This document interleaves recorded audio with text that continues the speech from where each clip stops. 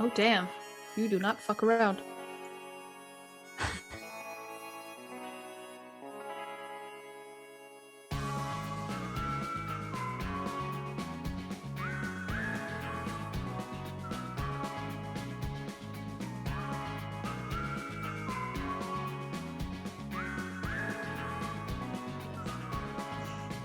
Welcome to the Art of Games, where we talk about video games that changed the game. Welcome. This is episode 0, where we thought it would be nice to introduce us just a tiny bit so that you have an idea Yes. of what you're going to get. Lots of love. Of why we're even here. Like, what is going on? What Who do we is have this? to say? Anyway, shall we say it Yeah. instead of asking questions? Maybe, I don't know. I think this is going great. I think this is going super. So we caught ourselves talking about the video games that we were playing at the time, back when we were flatmates. And it was a very interesting and very deep conversation every time we talked to each other.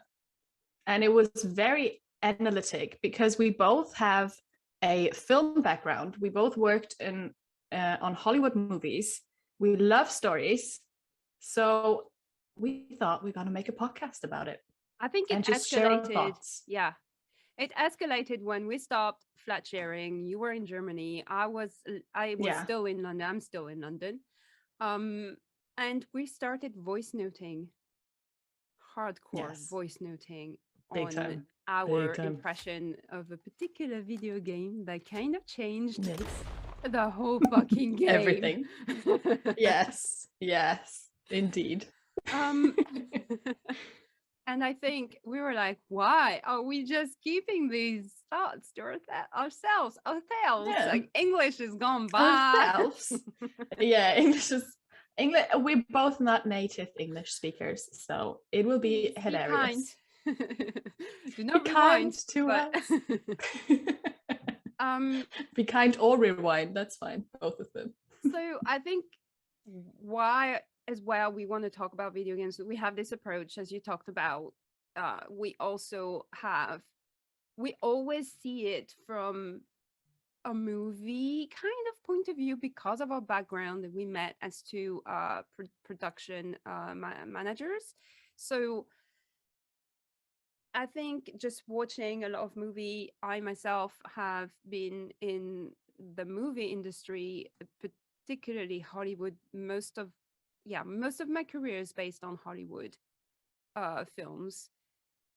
I have a little bit of animation, just like full CG animation, which is great because it was based on video games.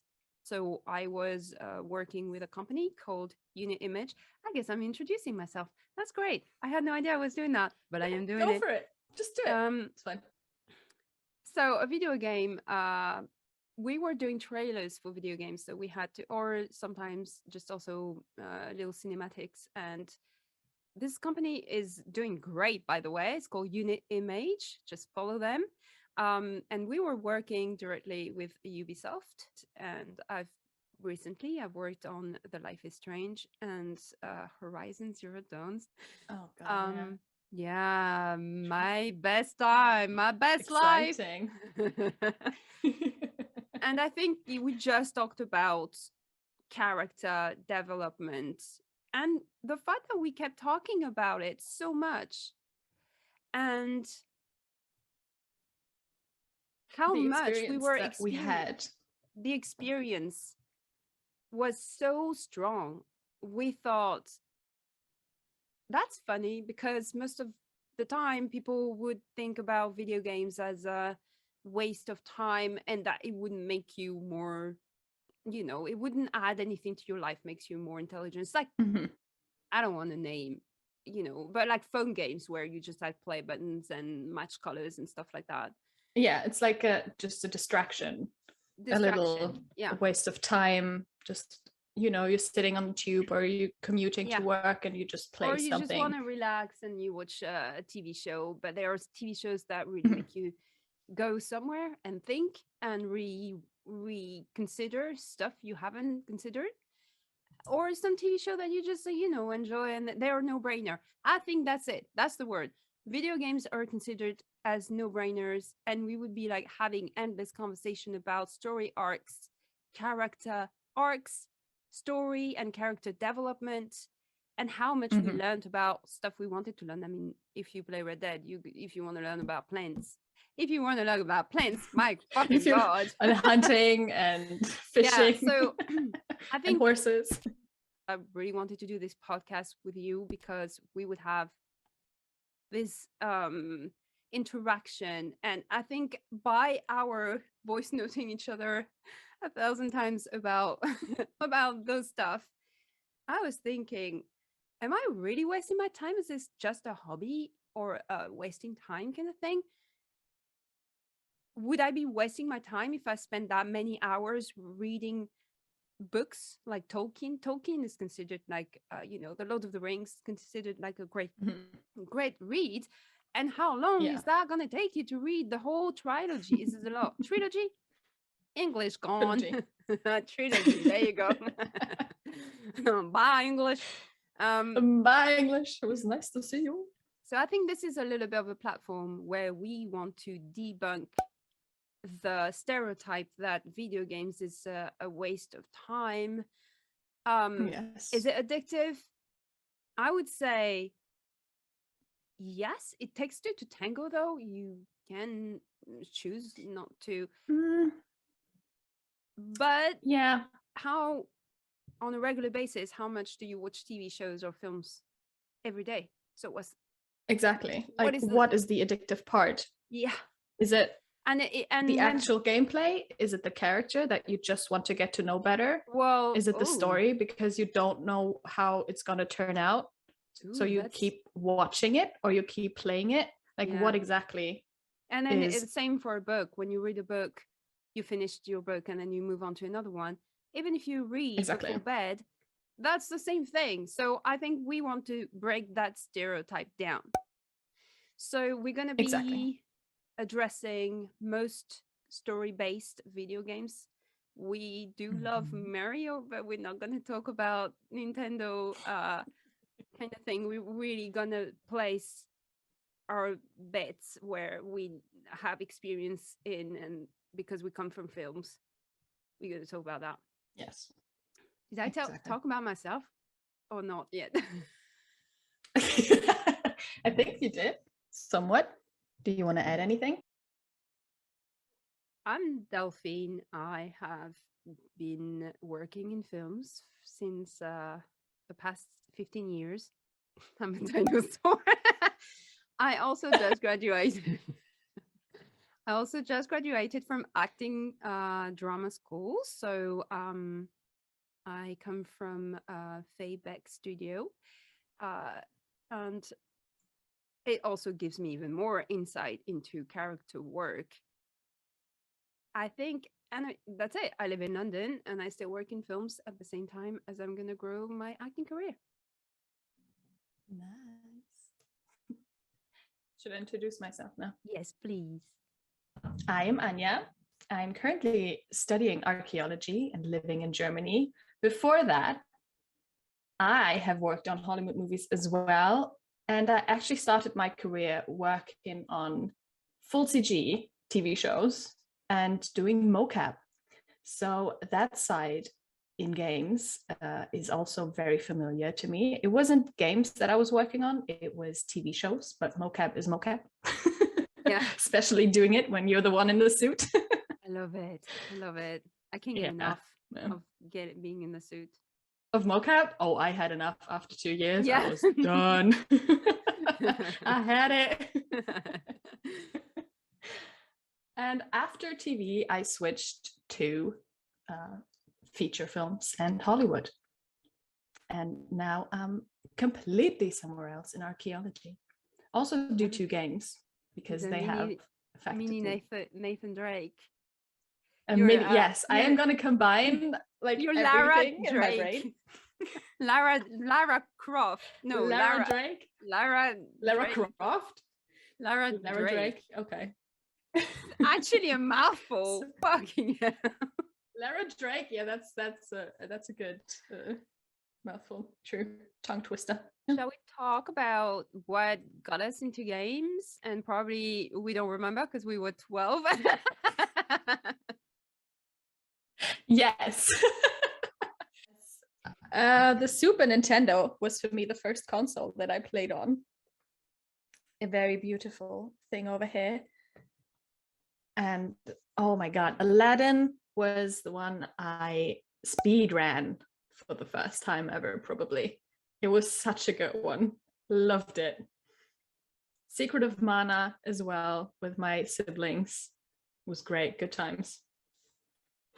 What about you? What did you play on that one? I do have a story about how I came to acquire this little beauty right there. I'm intrigued. Super NES. The NES. Super NES. Oh God.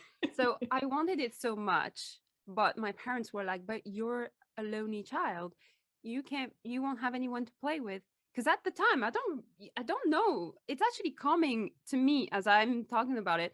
At the time, it was a shared experience. You would play with someone. Mm-hmm. You wouldn't play alone. There would not be a lot of You wouldn't games play alone that much. No. Which is great, but I still wanted it so bad. So bad. Like so bad. I don't know why. And I remember I was like, why do you want to play so much? I don't have no idea, but I want to. Anyway, and I have never done that because I'm a good kid. I never went home to my parents' trunk and never smoked anything, not even a cigarette. I'm a good kid, right? Damn, so girl. What I'm gonna tell is massive, big bad thing. Jesus. For me. Are you gonna get in trouble? No, because I told my mother. Actually, she was a little bit upset when I told her. I think I told her a couple of years ago. I said I walked into their bedroom and I tried to find the presents for Christmas. Which every kid does. Come on now.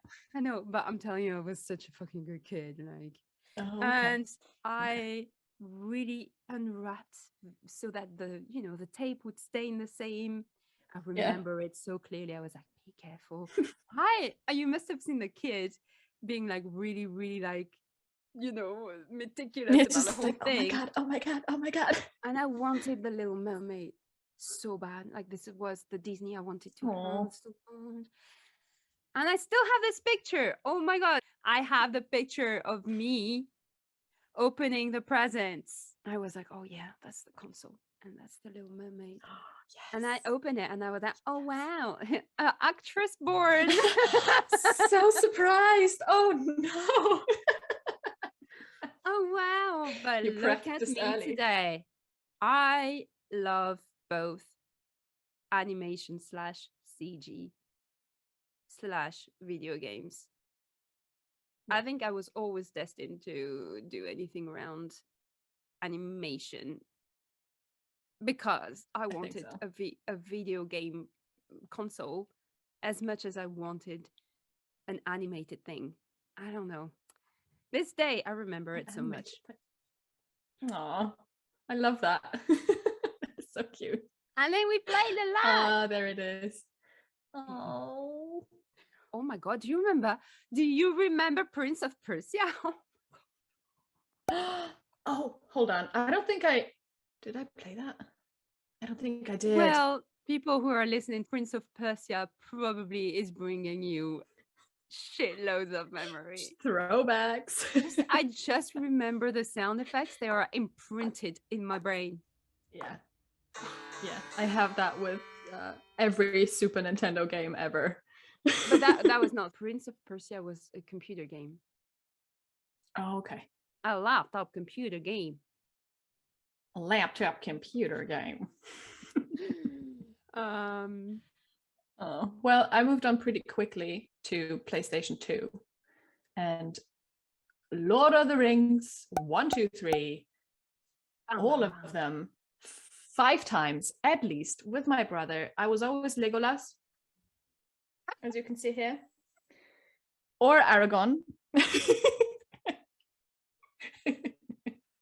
Always. And my brother was always Gimli. And then we played it later when we were both a bit more grown up, like 20. we played it again together, and it was Cool. so easy. It was so easy, but it was still fun.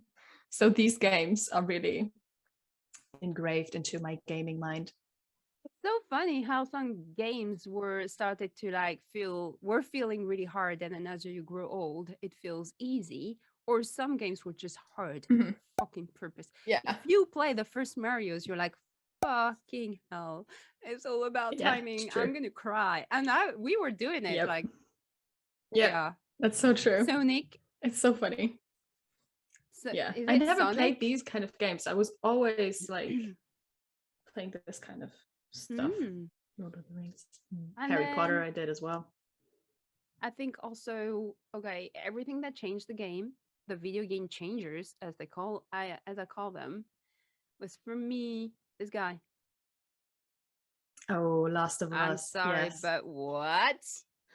What? I'm sorry, Character but what? development? Crying? What? Oh my god. I'm just thinking, oh, I'm going through an emotional journey just thinking about it. Like, look at Yes. it. Yes. It's a good one, definitely.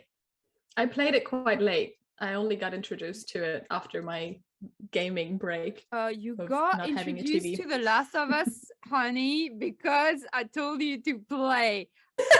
You were looking after my cats, and I was Yes. in France back home for Christmas, and you were like, I'm starting. Oh my Tomb Raider. god, Yeah, that's right. It is me. I came to me right. Oh my god, you're so right. That was in your old flat. That's true. And you were Jesus. like, I'm starting Tomb Raider. I'm like, dude, it's a good game. It's a great game. You have to stop everything that you're doing though and do The Last of Us.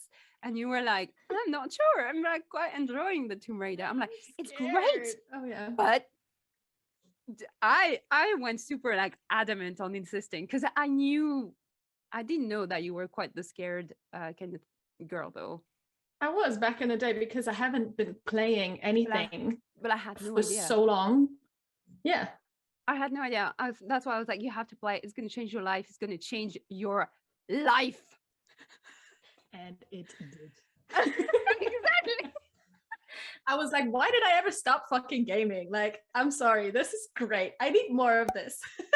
Are you joking? Did you get back into gaming because you looked after my cat when I was away? Oh my god, this is because coming. I didn't have access. I didn't have a TV in my flats that I lived in before. I didn't have a PlayStation. So that was the first time when I came to London. It was the first time I actually had time and the resources to set up a gaming station for me again, because my laptop was always just way too shitty. So that means it's coming full circle. We're doing a podcast, but Yes, if you wouldn't have exactly. looked after my cat, Yeah, you wouldn't have had the opportunity to go to have this journey right now. Maybe different one, maybe similar, but anyway. Shit. Well, I mean, you played to The Last of Us in what, 2014? No, you arrived in London 2017. 17, I think, yeah. And I played it when it came out. I had no idea what I was playing. So what the fucking fuck? I had no idea. But because I was working at Unit Image, and all these guys were like, yeah, The Last of Us is out. I'm like, yeah, sure, yeah, cool. And I go and buy it. It's like, all right, I'm gonna do it. It's okay. Right? So I go and buy it, and I'm like, I've never played a third-person shooter. I was only playing a little bit Tomb Raider here and there, like with the demo that you get in the magazines. Oh yeah. But I was playing a lot of Wii, a lot of other games on PS3, a lot of other games on Xbox 360. I literally had like all the consoles at the time. But I was not playing third-person shooters. And so my first one was the hardest one you can ever find on Earth. The fucking Last of Us. So hard. Damn. Just like that. Wow. Yeah. Anyway, so that, and I think Tomb Raider. Look at this. Yeah. I did play Tomb Raider, the first one, at a friend's house, because that's what you did back in the day. Yeah, You just, go with friends and play. but you play the game and you're like, sure, it's fun, and she's looking overly sexually sexy, and it Oh makes yeah. no sense. And then this certainly makes absolute sense. And she's an Mhm. archaeologist, and she doesn't know how to do what she said she's supposed to do because it's a reboot. And I think they've really nailed absolutely everything that they could reboot about it. It just changed my life. And it changed the life of everything. I think this game was the game changer for women representation in video games because she's wearing pants Mhm. and she doesn't look, she's full of goo and mud and blood. Um, And she's the main character. and The she's only, the main character. like, And I only. think Hollywood had to see it for what it was. It was in 2013, but Hollywood, you would never see muddy, bloody character when it's such a massive franchise. You would not see that. I think beautiful, beautiful reboot. Like, I mean, can't get enough of it. Can't wait for the Tomb Raider episode. This like memory engraved within us is that where we met. Where we met. Da, da, da, da, da. Da, da. I'm not gonna sing. Go for it. I am not gonna sing. I'm gonna stop. No, I'm gonna stop singing. I don't want to ruin our audience's ears. Thank you very much. No. Oh, thank you very much. Harry Potter, How We Met. This is where. Yes. This is then. This is where. Exactly. So, what games are we gonna discuss, Delphine? Yeah. I'm very excited about this for this question. Did you notice how? Yes. So yes. So we're gonna talk about story-based video games. So it's quite select. It's a quite selective type of games. But there's so much to talk about, and I think we're gonna give each other homework. I know that I'm gonna give you Life is Strange homework, and you're gonna. I know. That's only one that I haven't played or seen. That's true, but seen. Because our little Anya is a little birdie and she goes on YouTube and she flies into absolutely every time she's not playing the game, but she watched the gameplay already.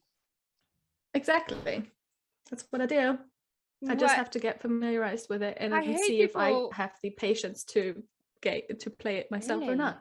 Oh, okay, that's fair enough. I don't want to know. It's like I love not to know what I'm getting into. Why games are art.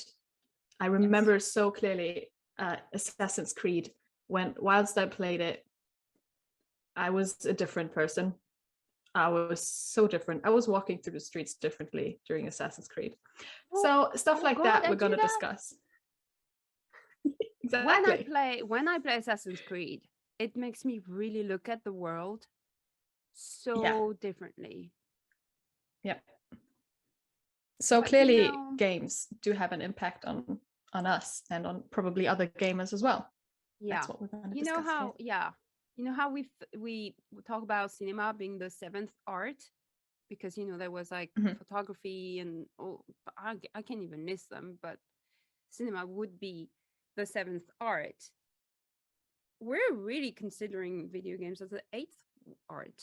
I think this is how it makes us feel. So our next episode is about what is Uncharted, the history, how the impact on us, and the impact it could have on you, and how we feel about the movie. We want to know about how you feel about the movie. Exactly. Stay tuned and be sure to catch us on the next episode about Uncharted before the movie.